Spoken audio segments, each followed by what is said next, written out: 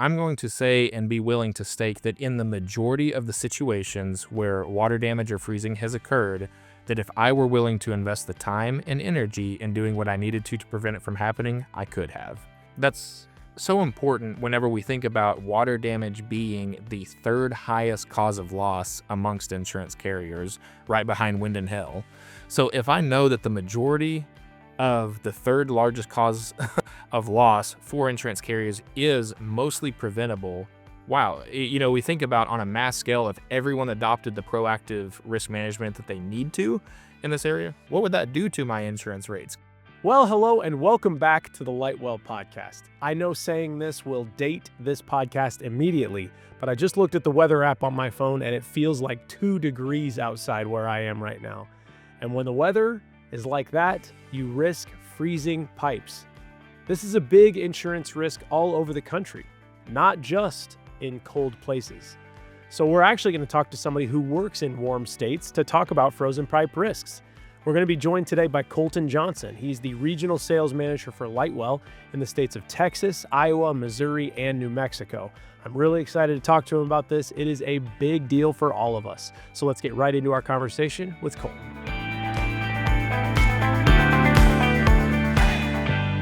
Well, it is my pleasure to be joined by my friend Colton Johnson. He's the regional sales manager for Lightwell in the state of Texas and also New Mexico. Colton, thank you for joining us on the podcast. Oh, Adam, thank you for having me. It is absolutely my pleasure to be here. I'm so excited to be able to sit down with you and talk over all things going on in the states of Texas, and I guess frozen pipes will be our topic of conversation. Well, but that's the ironic part. We're going to talk about frozen pipes today, but you would think in the states of Texas and New Mexico where you work, that's not a topic that you would have to deal with much. Tell me why I'm wrong about that. Let's start there. Yeah. So, well, first, Adam, I would like to say that prior to us having some of the technical difficulties that we had here on even setting up this conversation, I just want you and the team to know I had a super cool, or at least what I felt was a cool intro. I was wanting to just pop up and I had a burst pipe sitting in front of me and water just spraying everywhere.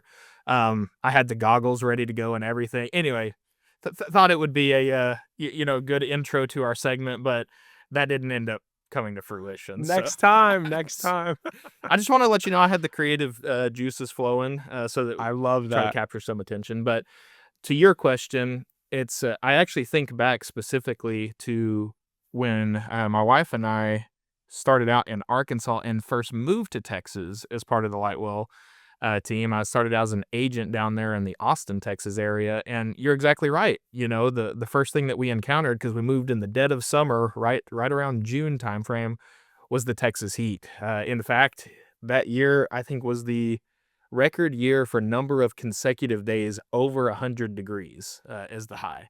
So it was like, wow, what did we move into? It's like I miss Arkansas more and more. It's we don't get rain and it's hot. But then, ironically, that same year or the following year is when we encountered Winter Storm Uri, if I remember the name to that correctly, that dove down across the United States. And sure enough, I don't think this had ever happened before. I'm a big weather buff, and looking on my app, every single county in the state of Texas was under a winter storm warning all the way down to the Mexican border and to the Gulf there. So to your point, generally speaking, we do encounter winter weather. It's just not with such an increased frequency of some of the rest of the nation, which is actually what makes it quite a bit of a problem in those areas. Right. That's right. So let's talk about that. Why does frozen pipes pose such a strong risk for property owners and property managers? Yeah, great question. And I would say intermittent exposure often leads to infrequent thought in that space. It kind of goes with the old saying, out of sight, out of mind, type of thing, where it generally only poses a problem or a big problem in areas where one, architecture maybe isn't built to, or infrastructure isn't built to withstand those type of temperatures, and two, it happens so infrequently that people often aren't prepared for it. So when it does hit, it hits hard and people aren't expecting it, and then it just creates catastrophe. Yes. So in your areas of Texas and New Mexico, that has to do with construction, right? They're not building their buildings with frozen pipes in mind. And so it may not be a frequent risk, but it's a high severity risk. And that can be just as bad or worse on those occasions where you do have that. And so, what are some of the things that people often overlook or misconceptions about frozen pipes? I would say a couple of things, actually. I would say that the first one would be I haven't had an issue with this in the past, so it's not going to be an issue going forward. It's kind of like you were talking about there, Adam, of yes, the infrastructure or just buildings in general aren't built in a way to sustain prolonged temperatures, but every single storm is different.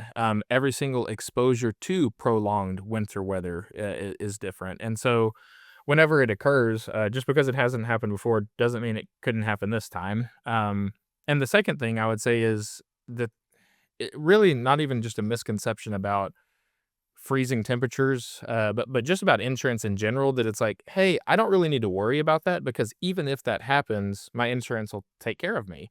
When in reality, it's like, well, sure, that may be why you have a policy is to help restore you in the event that you were to sustain a loss or a claim in this situation, but also the reality that you're probably dealing with pretty hefty deductibles. You're dealing with a mess that you now have to clean up, and you're having to report all of the property that got damaged. And the question is, would I want to put myself through that if I could have otherwise done something to make sure it didn't happen in the first place? Absolutely. And so, as you walk a property and talk to ministry leaders who are trying to protect their property, what are the spaces around a building that are most vulnerable to frozen pipes? Oh, I'm glad you asked that because we actually have walked through this on a couple of occasions. Our agency has with some of our clients to try to make sure that it doesn't happen to them. We often try to send out awareness campaigns to specifically what some of those things may be. In fact, the timeliness of this is somewhat ironic. We just had one of those campaigns launched. I know you guys are up there, of course, in the state of Indiana. We're here in Arkansas. But even here in Arkansas, we had temperatures, for us, it's cold. Maybe for you, it's not. It dropped down into the mid-teens. In some areas, it got down to the single digits, which again, very cold for us. And then the following day didn't get above freezing. And then, of course, that night, dips down even further. So anyway, the reason I note that is because I would say that just because I'm in a southern state and my infrastructure may not necessarily be built to withstand, or my home or whatever property it is, just because it gets below 32 degrees doesn't mean I'm going to have a burst pipe. Where we've really seen that across the states that we operate in is that when it's the biggest problem for us, and where we would say that homeowners and property owners have seen these biggest claim situations, are when they have a prolonged, sustained period of below freezing temperatures, but also are paired with a sharp freeze event occurring. So, it's that low pressure system that comes down, sweeps across. You got the winds blowing from the north and it gets down into those single digits, and the following day doesn't get above freezing. Boom, the next night, it's down in the teens, single digits. Then the next day doesn't get above freezing. That's when it becomes a issue, is because one, not built for it, and two, has sustained now below freezing temperatures for such a prolonged period of time.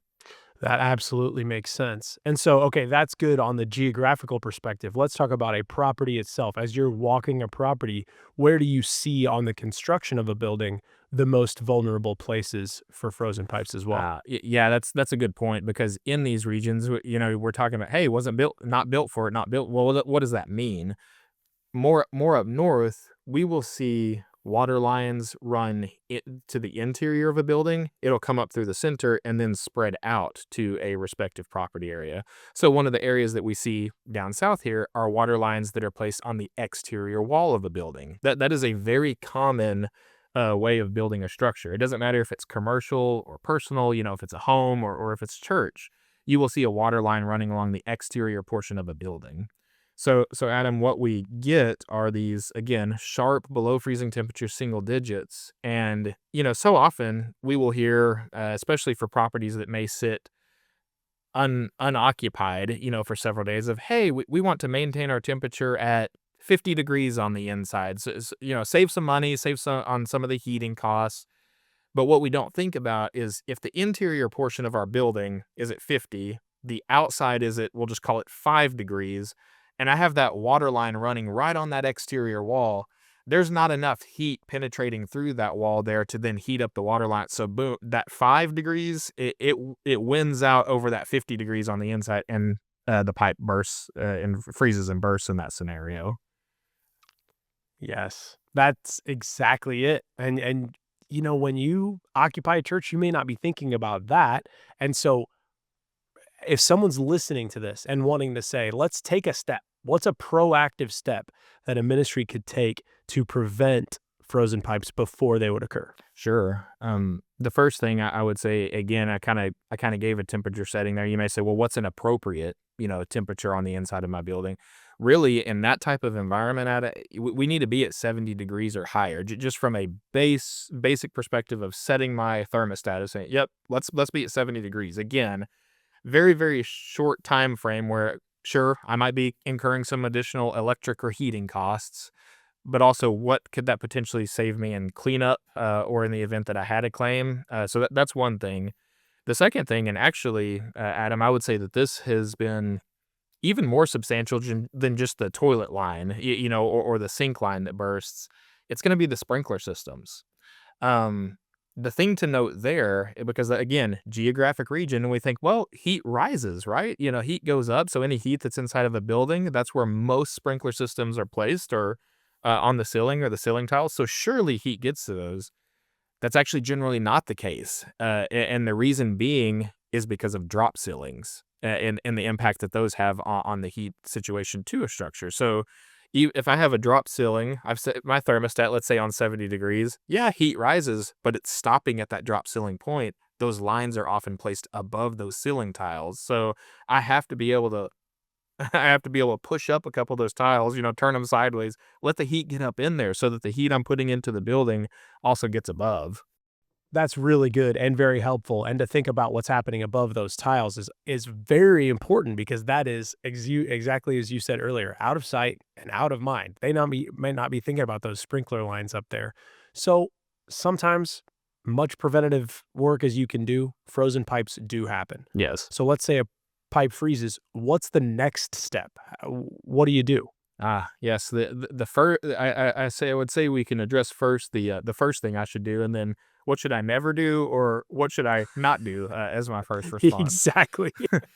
So I would say there's a difference between being proactive and reactive, and there's elements to the situation of both in this scenario. One, I probably need to have prepared for this in order for this to be my first reaction. So that's why I note that is, please, whatever you do as your first reaction, within the legal means and your ability to do so, shut off the main water source. Okay, so that is so pivotally important. And you may think to yourself, well, I can't do that with something like a sprinkler line. You're exactly right. Generally, you are not authorized to shut off access to a sprinkler line, because if a fire or something occurred, that could otherwise jeopardize the occupants of the building if the sprinkler system's not running. But have those emergency contacts available, right? The fire department, the code enforcers, whoever is authorized to shut off that sprinkler line, especially if I know cold weather is coming, have them on your speed dial ready to go. But in the properties that it's otherwise just the regular line that has burst, again, the toilet, the sink, whatever line may be on the exterior part of the building, know where your main water shutoff is. That's so important to be able to access it quickly in the event that occurs, and I need to cut it. I cannot tell you how many calls I got during that winter storm Uri, where we would get a video of, a property that, oh, hey, the alarms are flashing, sprinkler systems are busted, water is actively spilling down stairways in a building, and it's like, hey, I'm going to record this. I love documentation, but let's not let that be my first response. Or it would be someone saying, you know what, man, this really stinks that this is happening. Let me call my insurance agent. And again, you hear water actively spilling out in the background. It's like, I love it. Yes, I love that you thought of me, but let's shut off the water first and then give me a call. So yes, know where that water source is. That's really smart. Here's what I always think of. I was born and raised in Indiana. You have that pencil lead thin water stream that goes when you get below a certain temperature in an Indiana house. Mm-hmm. Is that like a myth? Does that work? What are the steps you can take if you know a freeze is coming? Is it dripping the water opening cabinet doors. Like, what are the things that someone could actually go around their building and do if they know that cold temperatures are coming? Because like you said earlier, churches are especially vulnerable because many of them are unoccupied for several days a week. When you have that happen, you could have a freeze happen while no one's even in the building.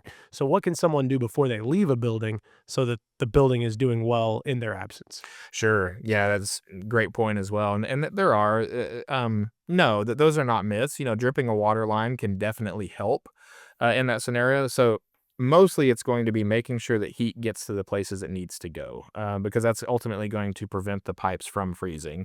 But yes, absolutely, opening cabinet doors. It's just like the drop ceiling we talked about, right? Where I have the sink that's on the exterior wall. I have the shower that's on the exterior wall. Whatever it may be, opening that cabinet door allows for that airflow to get in there and hit the areas where the pipe is nearest. So opening the cabinet doors, and then yes, allowing for water flow to happen in the event that I am able to just, trickle the water, let it drip. In fact, we were talking about, I did that just last night in my own home. I did. It absolutely helps with it. You do have to be careful, I would say, with some uncommon heating practices, right? Like my air heater or my furnace that I want to put on the exterior wall. It's like, maybe be careful about doing that. You wouldn't want it to a heater that I haven't used in 2 years to blow up or to actively overheat a wall and then cause a fire. So you want to be careful with how you're heating those things. But yeah, space heaters in a particular room that might get cold. I think of certain areas of my own home where, sure, I have the heat at 70, but I know just from my own experience, man, it gets really hot in my master bedroom, right? Where my wife and I stay. It might heat up to 75 or 78 degrees, as to where my kids' bedrooms at that same temperature, just because of where they're located in the house, might be 68, somewhere in that vicinity. So we just have to be conscious of what those things are. And I would say, yeah, dripping water lines, opening cabinets, popping up drop ceilings, and then setting temperature at appropriate levels. It's really good stuff. Love those practical tips. Now, I, to my own shame, am going to admit in my home, I'm a career insurance man now. I have had frozen pipes and I feel I had embarrassed. a So, what are the dangers for a guy like me of trying to thaw my own frozen pipes? Where do people go wrong? Yeah, that's a good question. And I I will bring in own experience here. I actually had an exterior pipe, Adam, that I had a blowtorch that I decided would be a great unthawing mechanism for my pipe, and that was not the case. Unfortunately, I melted the interior plastic that was present in that spigot, so that certainly caused some problems, but can actually cause a bursting of the pipe itself, right? If I'm doing something like a blowtorch on a line, I might cause the pipe to burst as to where it wasn't previously. Right. So there you go. So what blowtorch. Let's put that on the list of things not Yeah. to do to thaw your pipes. What else? Like what are the things that people shouldn't do? If the pipe is frozen, does that mean it's already burst? No, not necessarily. It kind of goes back to what we were talking about as far as wanting to check the areas of the line in the event it's frozen, right? Because yes, you're exactly right. Because it's frozen does not mean it's already broken and I have water actively spilling somewhere, but I do need to identify if that's the case. So it kind of goes back to what we were talking about, finding the main water shutoff, making sure I can cut that off in a controlled manner, and then make sure to turn it back on and be able to walk the property in a way to identify if I have a problem. I would say that would be the best mechanism. That way, like you said, I'm not just leaving it on and then, well, I think it's frozen. Let me just leave the property for a couple of days, and when it thaws out, we'll see if we have water damage. It's like, no, let's let it thaw out naturally. Let's turn the water back on and then walk the property, check the areas that may have been most vulnerable. Yeah, that's very good. Okay, so how does having frozen pipes in your history as a church building affect your insurance from claims and Mm. from coverage standpoint? Ooh, yes. Now we're talking insurance language, and it's bringing out the nerd in me. All things risk management. So I guess let's first talk policy language. Let's talk things like deductibles. In the past, a frozen pipe, water damage, freezing, whatever it may be, it was generally just defined as what we would call an other peril, other than wind or hail. Wind or hail has been treated differently historically, especially in the areas we operate down here. We get a lot of wind and hail storms, so normally you'll have a separate deductible structure for that. In the past, water damage and freezing has been treated as the other perils, generally a much lesser deductible. Adam, that tends not to be the case anymore. We have had enough of these weather events come down across, the Arctic air come down across the United States, and it's caused enough billions of dollars in damages that carriers started to take notice. And so they said, hey, when these events happen, we cannot get hit with these losses because it's not going to provide for sustainable rates for our clients going forward. So what did they do? There's one of two things I can often do to manage the risk. I can raise rate, or I can do what? Change deductible. And so many carriers within their policies have opted to elect for the latter there, where they say, if you have water damage, and that's what I appreciate about Brotherhood Mutual so much as a carrier. They don't even just define water damage. They say freezing. So they narrow that even further.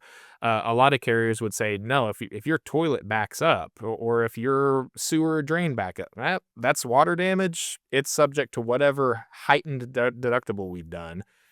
Brotherhood even narrows that scope and says, well, it's freezing that we're really concerned about, creating these large claims. And so we'll only apply that heightened deductible towards freezing events. But Adam, that can be upwards of 25 to 50,000, 100,000 to, in some cases, a percentage of the property. So if I am in a $50 million building, as an example, a substantial commercial sized building, I might have something equivalent to a $500,000 freezing deductible.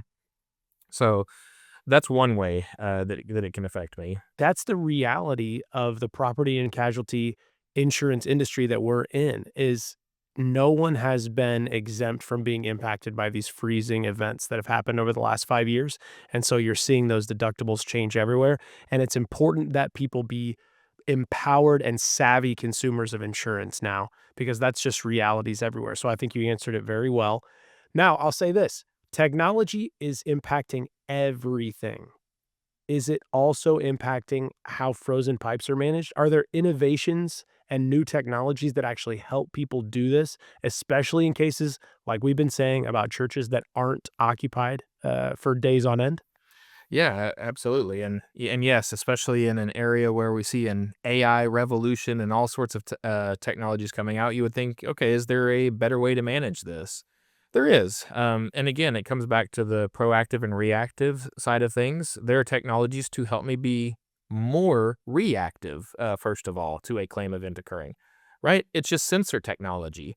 So there are technology applications. There are sensors out there where I can place them within a property and it notifies me if there is water damage in that area. It notifies me if there's a leak occurring. Okay, cool. It still didn't prevent the claim from happening, right? So, Adam, to an even further extent, there are technologies that help me be proactive. There are systems that I can install on my main water lines, again, with some restrictions, such as not being able to cut off a sprinkler system. So that's where I have to have both sides of that component of managing the risk as well as utilizing these technologies. But there are things like flow-based water shutoff devices that I can install on my water line that I effectively like a sensor, like a security system where I can set what's effectively an away button that says during these hours of operation, during these times, especially where where I know I'm not going to be present at the property. I can say, if you sense water flow in excess of this amount, please just cut the water line. You cut it off. Don't even allow then for water to trickle out or a pipe to burst and just keep flowing for days on end. So those are the technologies that I can install, implement within my property to prevent some of that from happening. And this is where, short of this being a Lightwell commercial, because I know you and I are both proponents of what Lightwell does for ministries in these areas, would you just encourage ministries to have a trusted insurance agent that they can speak to about these things? Because even the technologies you just mentioned, that's maybe not something that somebody's going to just happen upon with a Google search. Mm. You really ought to be working with someone who understands how that stuff can impact their specific pipe system and their specific facility, right? Adam, that's a great point because even what we just spoke to, there's probably 50 different iterations of each of those products and technologies out there. So the question comes down to how does it affect me specifically? Is it compatible with my property? So I'll give an example. There are some of those technologies out there that I just mentioned that they may sense and cut off water, but they're not flow based, right? The reason I note that is because I know the way specifically that many of our policy languages read is that in order to minimize my deductible or eliminate that freezing deductible, I have to have a flow-based water shutoff device. What if I installed a device that is not compatible with that language? I may otherwise be incurring that heightened deductible. So that's very important. I'll give another example here. We had a ministry that we actually provided this recommendation to. It was in the where was that? It's kind of the Delta region of Arkansas. I think it was Eastern Arkansas, Western Tennessee, somewhere in that vicinity. They had a pretty sizable property, so something that would have been equivalent to a 1% freezing deductible would have been pretty substantial for them. So we brought this up. We said, hey, this is potentially a solution for you. And this was a ministry that had such a sizable campus that they had multiple water lines feeding the property. Well, what they actually informed us of is, hey, that's great that you provided me with a solution, but also understand that if I ever cut my water line, even incidentally, right? Let's say that I didn't have a pipe burst, but somehow I'm misconfigured this this particular system, right? And it cut off my water. In order to repressurize and get my water working the way I need to, it would have cost them somewhere north of $100,000 just to get the water turned back on in that scenario. So yes, working with a trusted advisor, someone who knows the area, knows code enforcement, knows regulation, and knows systems is of the utmost importance. Yeah, good. No, that's what I wanted to hear. It really is. It's something that we say on this podcast a lot, and it's never not true. You're not alone. As a ministry leader, as someone who's trying to steward your facility well, you are not alone. And so making sure that you've sought out good counsel when it comes to taking good care of your facility, specifically like we're talking about today and at this time of year with frozen pipes, that's a big deal, and you want to do right by your ministry. So reach out. And I think you said it really well. All right, so as we're turning the corner, starting to wrap up, what's one piece of advice you might leave a ministry leader with if they're listening today and just want to get started planning ahead? Hmm. Yeah, great question. I would say just awareness and proactive risk management. I know that so many of our answers as insurance agents come back to that, but it's honestly just so true. In this particular space where we're talking freezing and where we're talking water damage, I'm not going to say that it's 100% manageable, but I'm going to say and be willing to stake that in the majority of the situations where water damage or freezing has occurred, that if I were willing to invest the time and energy in doing what I needed to prevent it from happening, I could have. And that's so important whenever we think about water damage being the third highest cause of loss amongst insurance carriers, right behind wind and hail. So if I know that the majority of the third largest cause of loss for insurance carriers is mostly preventable, wow, we think about on a mass scale, if everyone adopted the proactive risk management that they need to in this area, what would that do to my insurance rates? Could they go down? Oh man, it's been a while since people have seen something akin to decreasing insurance rates. But just walking through it, I kind of think of the acronym RISK. How do I manage risk? Well, in the risk sector, I can reduce risk. That's my R. Man, I absolutely can in this area. It's all the things we've talked about of getting heat sources on exterior pipes, opening up cabinets, pushing up drop ceilings, trickling water lines, doing the things where I can to reduce the risk of that happening. The I can insure risk. And that's, of course, what we're in the business of doing. I can transfer the risk to a ministry partner. In this case, we work largely with Brotherhood Mutual as that carrier. But again, does that eliminate the headache of it occurring? No. So that's where that, R, R and I component work together. The S, man, I can stop risk, right? There are certain areas of our of our ministry, of our nonprofits operations, whatever it may be, that I might just need to stop doing. One of the big things I think back to are skate parks. In the 90s, there were so many ministries and churches that we worked alongside who wanted to put a skate park on their campus, and subsequently, yeah, broken bones and legs and arms, and kids doing flips, and it's like, hey, great area of ministry, sure, on our campus, maybe not. It's like, maybe let's fund an organization at the local park that we could send those kids to. Um, and then we have the K, right? Within risk, I can keep a portion of the risk. And hey, even in this case where we're talking freezing and water damage, there is a portion of that risk you keep. That's your deductible in that scenario. And so again, with such heightened deductibles in that sector, I probably want to land more in the R, or as much in the R, reducing the risk as I can, rather than keeping that risk in the event it occurs. So I would say that that's how they can best manage it. I love an acronym. Yes. Well done. Risk. Let's go. All right. So, okay. Final question. Colton, thank you so much for your time today. I really appreciate all of your insights about frozen pipes.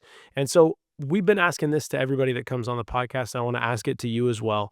What inspires you to keep going, serving others in the work that you do every day for Lightwell Insurance Advisors? Yes, I've seen that you've been asking others that question, and my goodness, what a weighty question that can be when it's posed to you, personally. What keeps me motivated and what keeps me going on a day by day basis? And so, I think, Adam, I would respond with what I've been personally convicted of lately, and that's I would say perspective, and then a humility that comes with that perspective. And what I mean by that is just, how could I not, to the best of my ability, each day that I'm given here on this earth, serve to the best of my ability the God of the universe, who stepped down from eternity and humbled himself to the point of a servant, to the point of dying on the cross on my behalf. And so, my motivation, I don't even know that it necessarily comes down to the concept of service, but just simply following the example of the one that we are meant to serve. I think about Mark 10:45, the Son of Man came not to be served, but to serve, and to give his life as a ransom for many. And I'm in the greatest industry that I can think I would ever want to work in. I work with the greatest people that I would ever want to work with. And I'll leave you with this. I think back to a phrase that I actually heard my father-in-law, Kurt Hetherington, share with me. And he said, I think one of the greatest misconceptions that has been given to some of the generations that have come after him is that if you do what you love, you'll never work a day in your life. And I agree. I don't think that could be more untrue. I work hard every single day to get the job done. The difference is finding meaning, purpose, and fulfillment in what I do. And so I think it's just following the example of service that we've been given from a God who humbled himself to serve us, and we should just do everything we can with what we're given to serve him back. Very well said. Thank you for that. Colton Johnson, Regional Sales Manager for Lightwell Insurance Advisors in the states of Texas and New Mexico. Very insightful, very helpful, very practical. Thank you so much for joining us on the podcast today. Adam, thank you. Thank you for having me. Sorry it didn't quite work out with the super cool intro we were going to do, but I hope we can do it again sometime. Next time. All right, man. Thanks. Absolutely. Thanks, guys. My thanks once again to Colton Johnson, Regional Sales Manager for Lightwell in the states of Texas, New Mexico, Iowa, and Missouri. What an insightful conversation about frozen pipes and what you can do to help protect your facility. It is a risk that's everywhere. You would think it's just something that would happen in only cold states, but it really is something that can be in Texas and New Mexico just as much as it can be anywhere else, depending on the kind of winter we're having. So take a look at your facility, see where you might be exposed to risk, and like Colton said, the best thing you can do is talk to a trusted advisor who understands ministry construction and how this risk applies in your specific area. So one way to get started with that, if you don't know who to talk to, is to go to lightwell.com and find an advisor in your area who can help you assess your risk. So until the next episode of the podcast, let's go and let it shine.